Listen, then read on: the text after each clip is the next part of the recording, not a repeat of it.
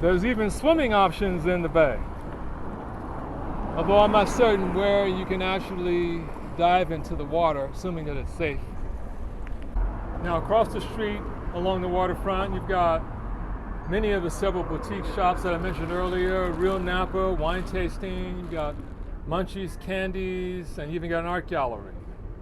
I forgot to mention that there's a public parking lot that's right along Bridgeway Avenue, just as you come down the hill as you're driving from, as I said earlier, Alexander Avenue exit. You come down the hill, you exit, you find Bridgeway going northbound, and just to your left, about maybe a half a mile along Bridgeway, is you'll see a public parking area where the rates are pretty competitive, but I forgot about this public parking lot.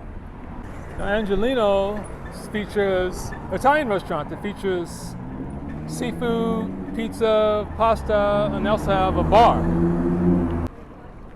Venice Gourmet Boutique is a delicatessen shop where you have the options of purchasing wine, cheese, gift items, and also they have outdoor seating. Here's one of many information posts along the sidewalk which talks about a brief history of Sausalito. The Yeetalk Chi Park allows you to, it's a resting area where you can relax, take photographs, videos, and observe spectacular views of the bay. More views of the park. Crazy Shirts is an upbeat clothing store that sells like souvenir type of clothes, hats, shops, shirts, sunglasses, and more. Now Princess Street, just off of Bridgeway, is going to offer more boutique shops, maybe a few restaurants, and a few other points of interest items within downtown Sausalito. Here's a directional sign that gives you many of your options of the shops that are in the area. Scomo's Restaurant, we passed earlier, Gables Inn, Angelino Restaurant, Bubble Street Gallery, and Dynamic Energy Crystals, among many shops. Now here's Princess Court, which features a few more shops on Princess Street, Bodegas, Brighton, Gallery Sausalito, and a few others. More shops to explore.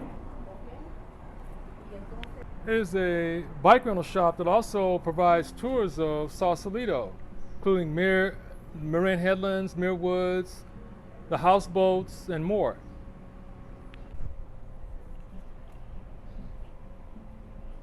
Continuing along Bridgeway. The Hansen Gallery features organic vodka tasting. More of the Hansen Gallery. Once you pass Princess Street on Bridgeway, you're going to see more of the boutique shops and a few more dining options on both sides of the street. Sausalito Streets features ice cream and chocolates. Napa Valley Burger Company features, of course, burgers and also fine wines. If you have an immediate need for cash, you can check out Chase Bank. They have ATM machines inside. Interesting thing about walking on Bridgeway is that, depending on time of day, of course, one side of the street is shaded and the other side is not. So if you want to get away from the sun, you'd walk on the side that's shaded.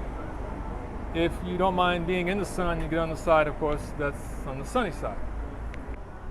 There's also ice cream and yogurt shop, which also has outdoor seating. It serves coffee, espresso, smoothies, and much more. Now here's some more directional signs indicating where the ferry is, which is where we're heading next. Also, there's more public parking off of Anchor Street, which I forgot about, as you continue along Bridgeway going northbound. Now El Potrero Street, turn just off of Bridgeway, you turn right and you're going to find the entrance to the ferry building. There's also a hotel in the area as well, and parking options. One of two lodging options on El Potrero Street is Hotel Sausalito. The shoe stores of Sausalito not only carries shoes, but also handbags and purses, designer brands, and much more. Now, the other lounging area in El Patel Street is the Inn Above Tide, which is right adjacent to the Sausalito Ferry, and they offer elegant warm rooms, elegant suites. They also have deck rooms with views of the bay. The Inn Above Tide. The Sausalito Chamber of Commerce information kiosk booth is a great resource for information on the downtown Sausalito area. Currently, there's nobody in the booth, but this is a great tool that you want to use for recommendations, dining options, lodging options, and anything else you want to know about Sausalito. And it's like right next to the ferry. Here's another resting area just right adjacent to the ferry where you can relax, sit back, take photographs and videos of the spectacular views of the bay, which in this area includes Belvedere Island and Treasure Island. The ticket booth of the Sausalito Ferry, where, as I mentioned earlier, is where you can take the ferry back to San Francisco upon your hike or cycling trip from San Francisco coming over the Golden Gate Bridge. The entrance to the Sausalito Ferry. The gate entrance of the Sausalito Ferry. Now, the Sausalito Ferry is going to primarily go to the ferry building, although they do have some dock areas and Fisherman's Wharf, which both are in San Francisco. Now, here's another public parking lot that I forgot to mention to you that's just on Bridgeway, but this parking lot, like the one I mentioned to you earlier on Bridgeway, they both charge parking fees, whereas the first one I previously mentioned to you, with the one in which I parked at, offers free parking for 3 hours. That's the one that's on Locust Street. There they offer free parking for 3 hours. But this parking lot and the second one I just mentioned to you earlier, they both charge rates for parking. Here's the parking lot, which is, this parking lot, I forgot to mention also, is adjacent to the ferry, the Sausalito Ferry entrance. The pay station for parking in this parking lot. A directional sign leading to where the public restrooms are at, which is just a few feet from the parking lot, which is adjacent to the Sausalito Ferry. Now, just left of the Sausalito Ferry, you'll find the Mina de Mar Park, some place that you can relax, take photographs, videos of the bay as you wait for the ferry. The park is very small, but it does offer some resting areas where, as I said earlier, you can observe the spectacular views of the San Pablo Bay as you wait for the ferry or as you're just relaxing as you're touring the downtown Sausalito area.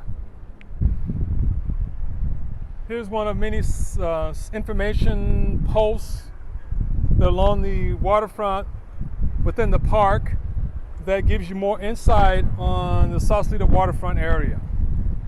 This is the view that you're going to observe as you're sitting along the water resting area within the park. Absolutely stunning.